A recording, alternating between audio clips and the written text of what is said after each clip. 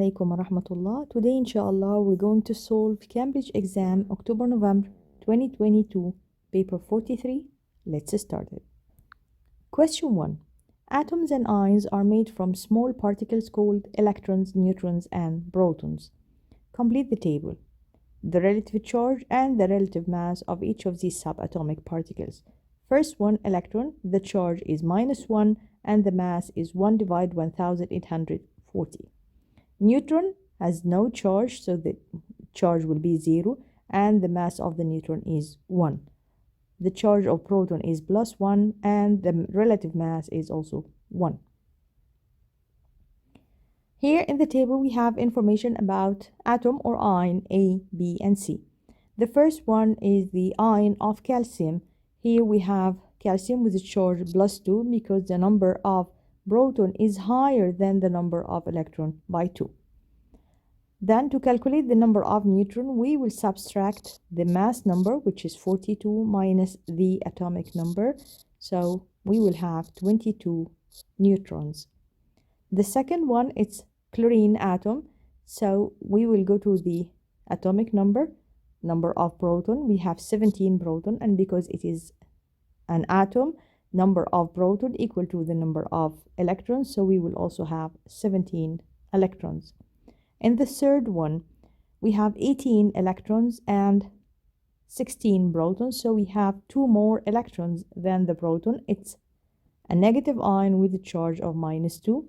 Search in the periodic table for an element with 16 proton. It will be sulfur, so it's sulfide ion with a charge of -2. The atomic number will be 16. Then to get the mass number or the nucleon number, we will add the number of proton plus the number of neutron. 16 plus 16, it will be 32. Question 2. The table shows the melting point, boiling points, and the electrical conductivity of 6 substances from D to I. Identify each substance which is a liquid at 25. For a substance to be a liquid at 25, it must have a melting point below 25 and a boiling point which is higher than 25. Or we can say that 25 is, the temperature 25 is between its melting point and its boiling point. So we will go here for the table to search for an element which has melting point below 25 and a boiling point higher than 25. It will be substance E. A substance which is gas at 25. To be a gas at room temperature, it must boil at a temperature lower than 25. So it will have a very low boiling point. Here we have the only substance that has a boiling point which is lower than 25. It's substance H. A solid consisting of a simple molecules, so it's a simple covalent molecule, and a solid at 25. So here we will have a melting point and boiling point higher than 25, but because it's a simple covalent molecule, it has low melting point and low boiling point, so the temperature will not be very high, and this substance will not conduct electricity when solid or when molten. We will find substance G. It is a solid consisting of simple molecule at 25. Identify substance which is a metal and give a reason for your choice. A metal is a substance that can conduct electricity when it is solid. So here, the only one which can conduct electricity when solid is substance D, and this is the reason it conducts electricity when solid. Identify a substance which has a macromolecular structure and give 2 reasons for your choice. We know that macromolecular structure will not conduct electricity when solid or when molten, and it has a high melting point. So here, substance F has the very high melting and very high boiling point, and it doesn't conduct electricity when solid or when liquid. So substance F is a macromolecular structure. Identify a substance which is an ionic solid. Give reason for your choice. Ionic substance or ionic compound can conduct electricity only when it's liquid and not when it's solid. So we will go for the table to see the electrical conductivity. The only substance that can conduct electricity when it is liquid but not when it is solid is substance I. So I is a solid ionic compound, and the reason it conducts electricity when it is liquid but not when it is solid. Question 3. Aluminium is extracted from its ore by electrolysis. Name the ore of aluminium which consists mainly of aluminium oxide. The name of the ore is bauxite. State what is meant by the term electrolysis. The definition of electrolysis is the breakdown of ionic compound, either molten or in aqueous state, by the use of electricity. Here we have the electrolysis of aluminium oxide dissolved in molten chrysolite. These are the positive electrodes, and here we have the aluminium oxide dissolved in a chrysolite. Here is the extracted aluminium, and the black part is the negative electrode. Give 2 reasons why the electrolysis is carried out on aluminium oxide dissolved in molten chrysolite instead of electrolyzing molten aluminium oxide only. Number 1, chrysolite decreases the melting point of aluminium oxide, and thus of course require less cost of the whole process, and second, it improves the conductivity of the electrolyte. Write the ionic half equation for the reaction happened at the negative electrode. At the negative electrode, aluminium ion have a positive charge, so it will be attracted to the negative electrode. It will gain 3 electrons and form aluminium metal. The positive electrodes are made of carbon. Explain why the positive electrodes are replaced regularly. Because oxygen is released at the anode or discharged at the anode to H2 oxygen ions loses 4 electrons and form oxygen gas. So this oxygen react with the carbon anode and form carbon dioxide gas. So the carbon anode is eaten away because it reacts with the oxygen discharged at the anode and forms carbon dioxide. That's why the carbon anode has to be replaced. Aluminium is more reactive than copper. When aluminium is added to aqueous copper sulfate, no immediate reaction is seen. You have to explain why.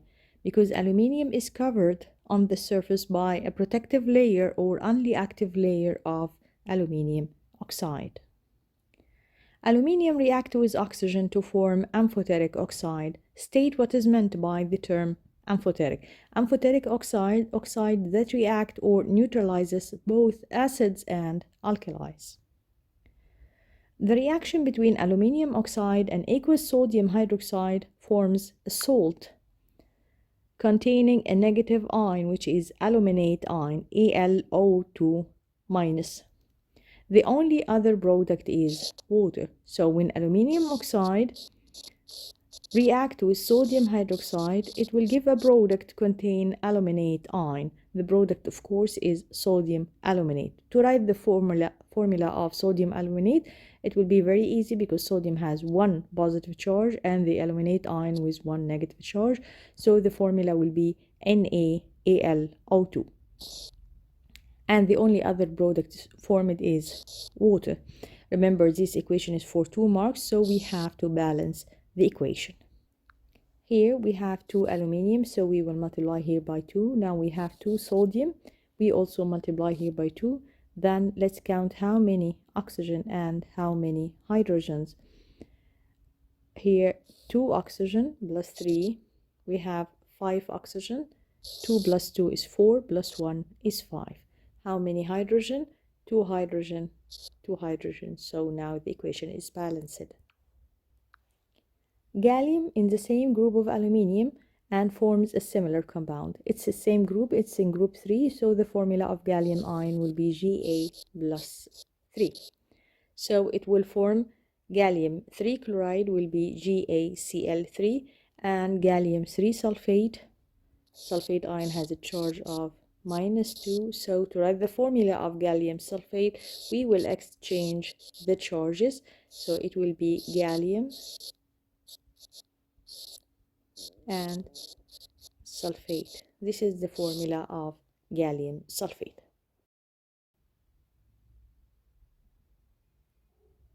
Question 4. This question is about compounds of phosphorus. Phosphorus pentachloride decomposes to give phosphorus trichloride and chlorine gas. When the three gases are present in closed containers, the system reaches equilibrium. Complete the table using the words increases, decreases, or no change. First, effect of increasing temperature on the rate of the forward reaction. Of course, increasing temperature will increase the kinetic energy of the particles. The particle will move faster, so we will have more frequent collision per second, and we will have higher number of particles that have energy equal to or more than the activation energy, and this of course will increase the rate of reaction. Here this information is already given that the effect of on the equilibrium yield increases by increasing temperature. Number 2, decreasing the pressure, because here we have the equation, all the reactants and products are gases, so decreasing the pressure will make the gas particles far away from each other, and we will have less frequent collision, and this will decrease the rate of reaction. How decreasing the pressure affect the equilibrium yield? Decreasing the pressure will shift the position of the equilibrium to the right side, because the right side have a higher number of moles. Here we have 2 moles, and here only 1 mole on the left side. So decreasing the pressure will shift the position of equilibrium to the right side because it has higher number of moles, and this of course will increase the yield of the product, phosphorus trichloride and chlorine gas. The third one, adding a catalyst. Adding catalyst of course increase the rate of the forward reaction, but it will have no effect or no change on the equilibrium yield of the products. The table shows that when the temperature increases, the equilibrium yield increases. Here, in the first point, when the temperature increases, we will have more yields of the product. That means the forward reaction is favored by higher temperature. The forward reaction is endothermic. Complete the dot and cross diagram to show the electron arrangement in a molecule of phosphorus trichloride. You have to show only the outer shell electrons. Phosphorus is in group 5. It has 5 outer electrons shown by the red dots. It will share 3 electrons, 1 with each chlorine atom. Then don't forget to draw the lone pair of electron for phosphorus and draw the outer shell electron for chlorine. So now each chlorine atom have 8 electrons surrounding it.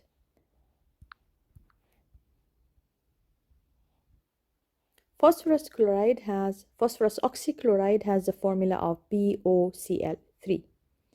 Phosphorus oxychloride is the only product of the reaction between phosphorus pentachloride and phosphorus pentaoxide.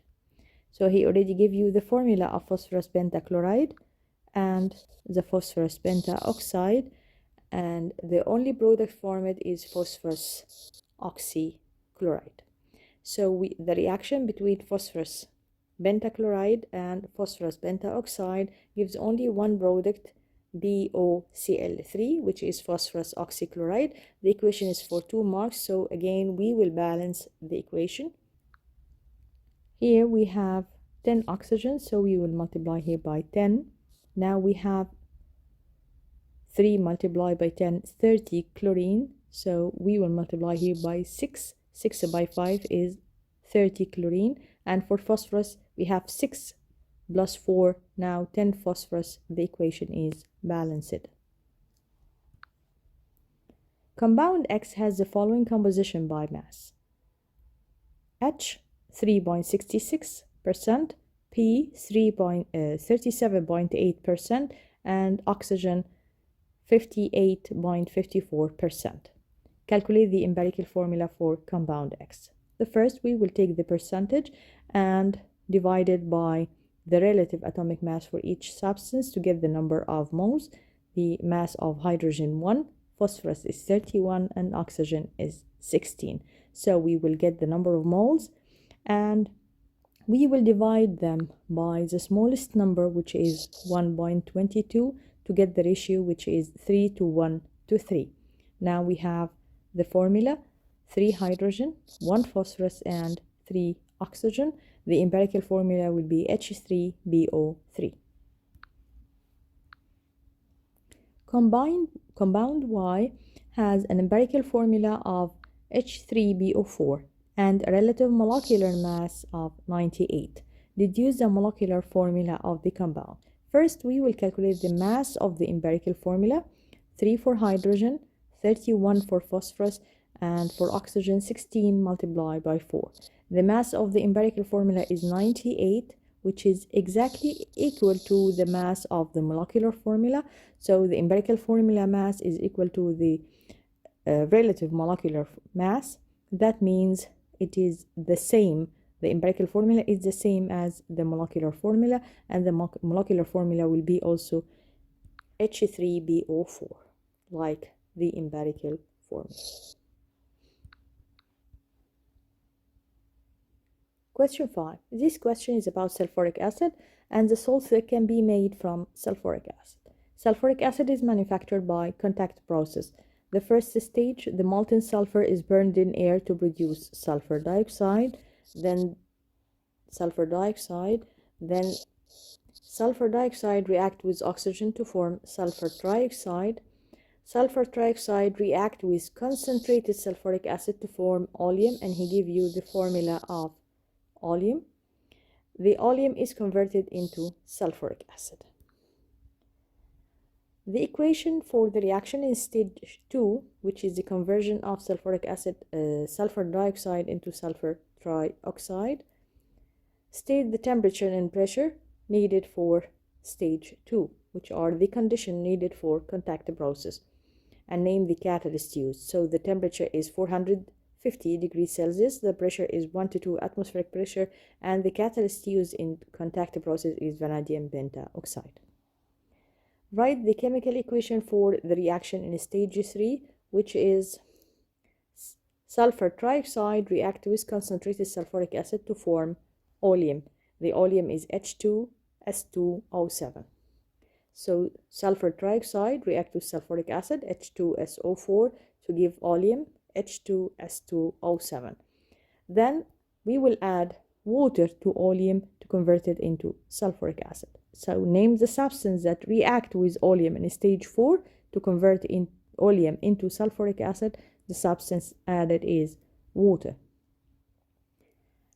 Name the black solid that is produced when the concentrated sulfuric acid is added to sugar.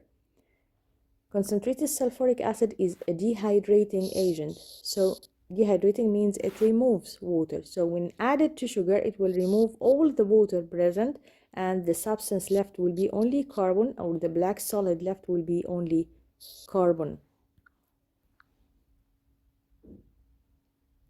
Dilute sulfuric acid and aqueous potassium hydroxide are used to make aqueous potassium sulfate. Here we have the equation for the reaction between sulfuric acid, aqueous potassium hydroxide to produce potassium sulfate. Dilute sulfuric acid in the purette, and we add potassium hydroxide in the conical flask. Here we have the volume of the sulfuric acid and volume and concentration of the potassium hydroxide reacted together. First, we will calculate the number of moles of potassium hydroxide. We have the number of moles equal to the concentration multiplied by the volume. The concentration is 0.1 and the volume is 25 divided by 1000 because we have to convert it into decimeter cube. So the number of moles of potassium hydroxide will be 0.0025 moles. Then deduce a number of moles of sulfuric acid that react with potassium hydroxide. We will go back to the equation. The ratio to number of moles of sulfuric acid to potassium hydroxide is 1 to 2. That means number of moles of sulfuric acid is half that of potassium hydroxide. So just we will divide number of moles of potassium hydroxide by 2 to get number of moles of sulfuric acid, which will be 0.00125.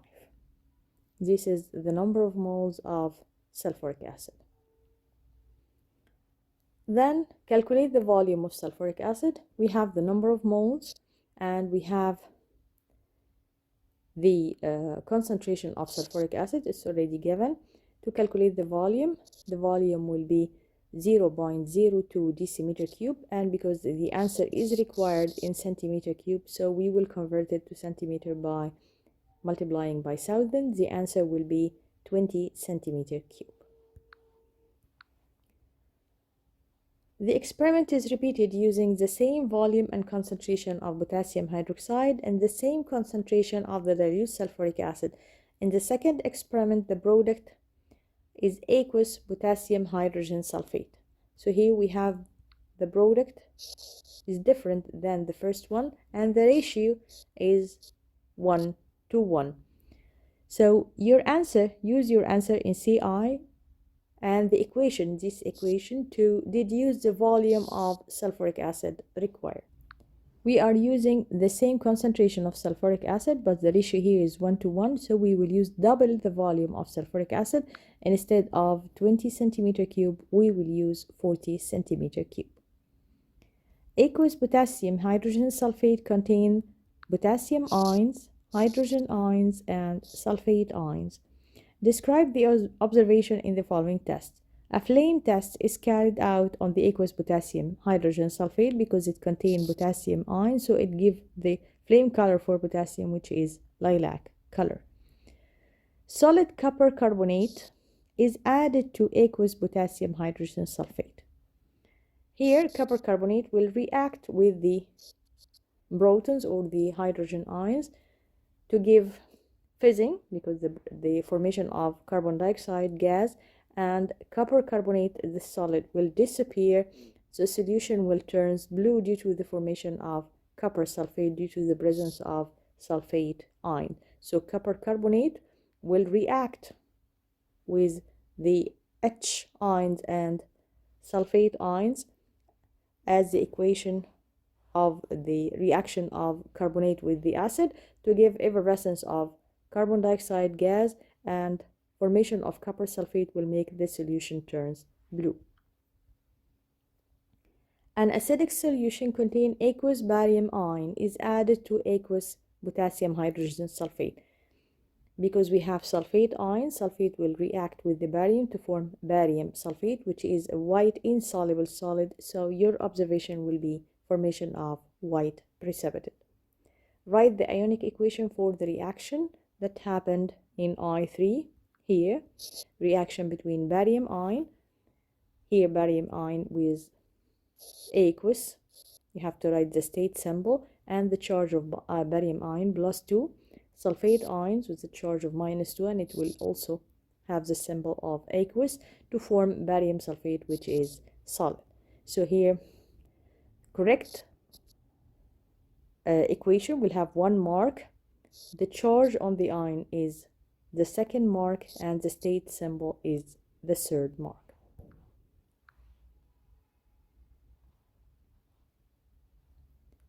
Chloroethane can be manufactured from 1,2-dichloroethane, and the equation is represented as shown. Here we have chloroethane is the product that can be manufactured from 1,2-dichloroethane. The bond energies are given in the table. Use the bond energy in the table to calculate the energy change in kilojoule per mole for the reaction. First, we will calculate the energy needed to break the bonds. To break the bonds, we have 1 bond between carbon and carbon, 2 carbon-chlorine bonds, and 4 carbon-hydrogen bonds. So we will get the bond energy from the table: 4 carbon-hydrogen, 2 carbon-chlorine, and 1 carbon-carbon. The total energy needed to break the bond, 2670. Then the energy released forming new bonds. Here the bonds formed one one bond between hydrogen and chlorine, one double bond between carbon and carbon, 3 carbon hydrogen bond, and 1 carbon chlorine bond. So we will go here calculating the energy released from making new bonds. The total energy released will be 2610.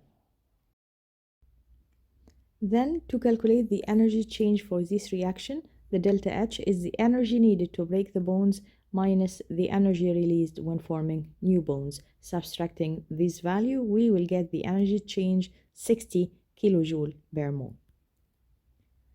Then deduce whether this energy change is exothermic or endothermic. Of course, it's an endothermic change because we can see the value is positive.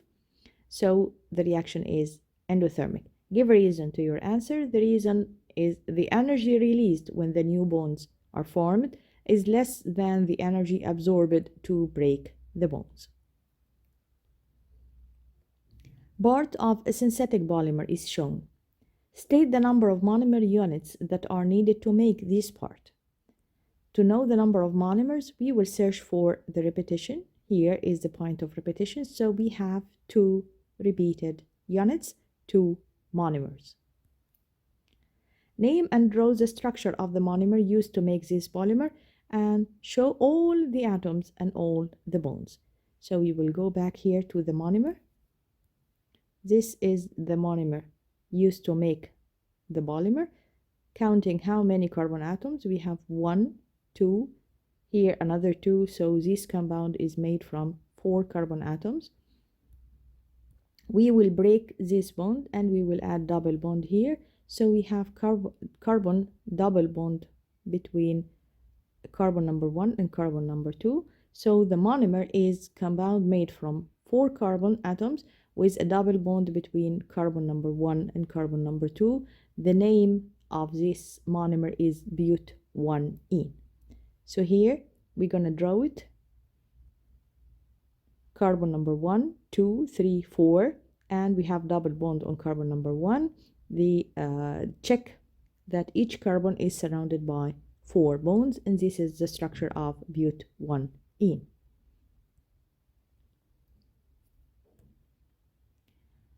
State the empirical formula of the polymer. The empirical formula is the simplest whole number ratio of the molecular formula.